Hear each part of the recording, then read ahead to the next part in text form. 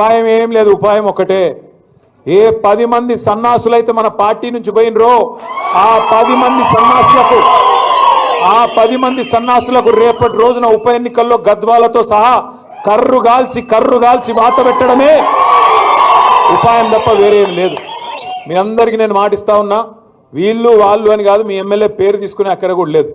ఎందుకంటే కుండ పగిలితే పగిలింది కానీ కుక్క బుద్ధి తెలిసింది అని ఎవడు మనోడో ఎవడు దుర్మార్గంగా మనతో నుండి వెన్నుపోటు పొడిచేటోడో మనకు అర్థమైంది ఇవాళ. కాబట్టి అట్లాంటి వాళ్ళ పేర్లు తీసుకొని వాళ్ళని పెద్దోళ్ళని చేయాల్సిన అవసరం లేదు. ఆ 10